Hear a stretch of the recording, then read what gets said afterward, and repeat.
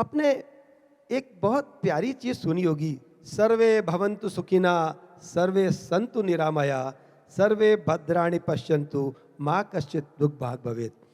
ये सबको निरामय, सबको हेल्दी बनाने के लिए आ रही हैं और साथ में ये ला रही हैं श्रीलंका की वो कहानियां जो अब तक किसी ने सुनी नहीं है। हम जोरदार तालियों से स्वागत करते हैं डॉक्टर संतुशिया फर्नांडो का। Thank you. Ayubovan. Namaskar. Hello. I'm Santhushya Fernando. As he said, I came from Sri Lanka. How are you all today? Good? Okay. So, as he said, I'm a doctor back in Sri Lanka, but I want to believe that I'm a child at heart just like you. So, in this Udaipur Tales Festival, today is the most exciting day for me. Back at home, I have two sons just like you all, and they also like to hear stories. But what they really like to hear, probably like all of you, are the untold stories that have not been heard before by others.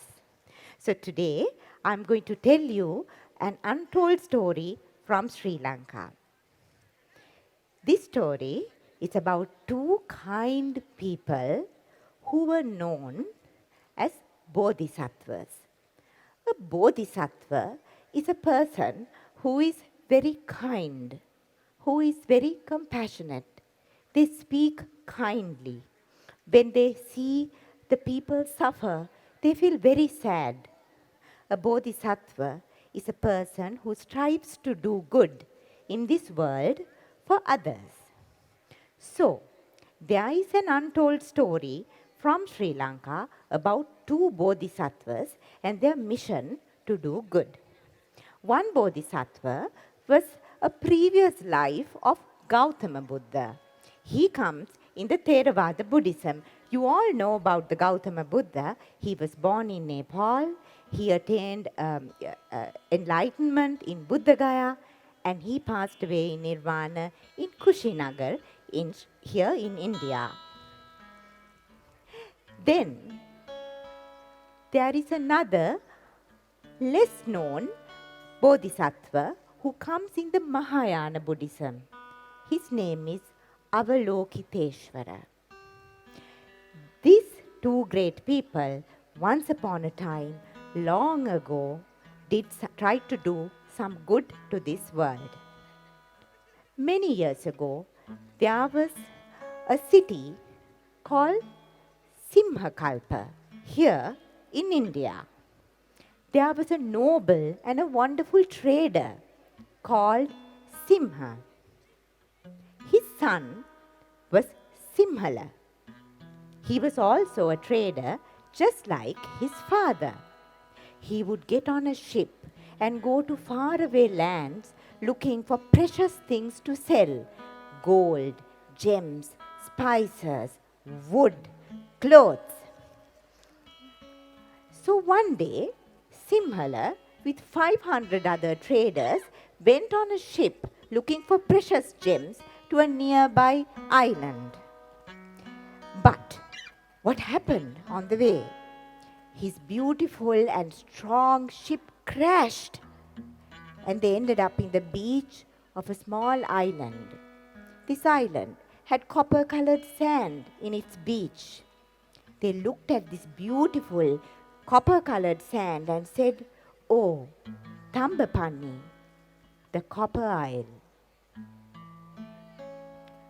In this country that they call Copper Isle, now they call Sri Lanka, there used to live Rakshasas. They were water nymphs. These water nymphs looked so beautiful outwardly. Their words were like honey. Their face was so beautiful. They walked slowly like elephants. They were very captivating. They danced around the traders. They talked to the traders. They said, "Come, let's be friends. We will be your wives." The poor traders, they bought into the story of these Rakshasa nymphs, And Simhala also took a companion from among these Rakshasas. One day, Simhala was sleeping in his room and he heard, shh, shh. Simhala looked around. Who was talking? There's no one in this room. Shh, shh. He realized that the lamp in his room was talking to him. And he thought, a lamp talking to me? The lamp said, Simhala, your life is in danger. These sea nymphs, they are going to eat you all, kill you all.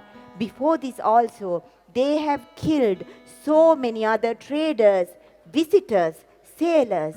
You must run away. Something in Simhala's mind made him believe the talking lamp. After all, how many times in your life do you meet a talking lamp? He asked the lamp, tell me, what should I do now? He said, oh. The lamp said, oh, I know. There is a flying horse. This flying horse's name is Balaha. This flying horse will take you and your friends safely back to Simhakalpa, your land. For some reason, Simhala believed the lamp. He summoned all his trader friends, and in the night they went to the beach. And Balaha, the flying horse, white, beautiful, huge, was waiting in the sand. All of them got on top of Balaha, and Balaha told the traders, you must remember one rule. There is only one rule of this journey where we go on the sky to your country. The one rule is, as long as you're on my back and I'm flying over the ocean, you cannot open your eyes or look down. You must not open your eyes. All the traders and Simhala said, yes, we will not open our eyes. But what do you think happened? On the way flying over the ocean, when Balaha rised majestically onto the sky, one by one, the traders started looking down. One person opened the eye into the ocean. Another person opened the eyes, finished to the ocean. One by one, except Simhala, who listened to the words of Balaha, all the traders fell to the sea and they were eaten by the vicious Rakshasa sea nymphs. So, a word of caution. If somebody who knows what they say, what they know they are doing, better to listen. However, Simhala alone returned to Simhakalpa, having lost 500 of his friends. He was so sad. He went to the house of his father and said, Father, I have lost all my 500 friends. And I came here on the back of Balaha, the flying horse. The father said, come, my son, there's a visitor awaiting you. He called the visitor. And who came in front of Simhala? His Rakshasa companion from Tambapanni. She has magically come to Simhakalpa. And Simhala told his father, Father, why did you agree to take this Rakshasi into the house? They were the ones to eat my friends. But the Rakshasi spoke with words like honey, walked like an elephant, looked so beautiful. Simhala's father Simha was convinced she was not so bad. The Rakshasi convinced Simha and Simhala to take her to the king for an audience. There too, Simhala told the king of Simhakalpa, my lord, do not believe her. Do not believe these beautiful looks. They all ate 500 of my friends. But then the king looked at Simhala, and then he looked at the Rakshasi who spoke words like honey, who was so beautiful, who walked like an elephant. And who do you think the king believed? Of course, the Rakshasi. The Rakshasi was so beautiful to the king. The king made him one of his queens. In no time, 10, 20, 30, 40 Rakshasis started appearing in the king's royal house. As time went by, the royal household realized that one by one, the members of the royal family were disappearing. Just as the Rakshasis ate the 500 traders, they were eating up the royal family. Simhala finally gathered the people of Simhakalpa and waged a resistance against the Rakshasis.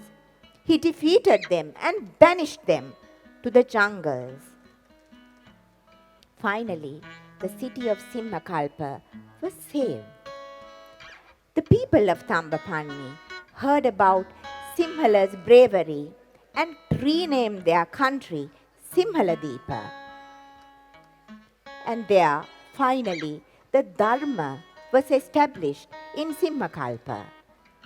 So this is a small story about two bodhisattvas trying to do good in this world. But do you think they succeeded? 500 traders died. So, what can we learn from this unheard story from Sri Lanka? Sometimes, even if you are a bodhisattva, a blessed one, many things we try to do for the good of this world might not succeed. But the one man who was saved, Simhala, was able to save the Simhakalpa, city with thousands of people. Even when we fail, we must strive to do good. And what about the royal house that believed in the Rakshasis?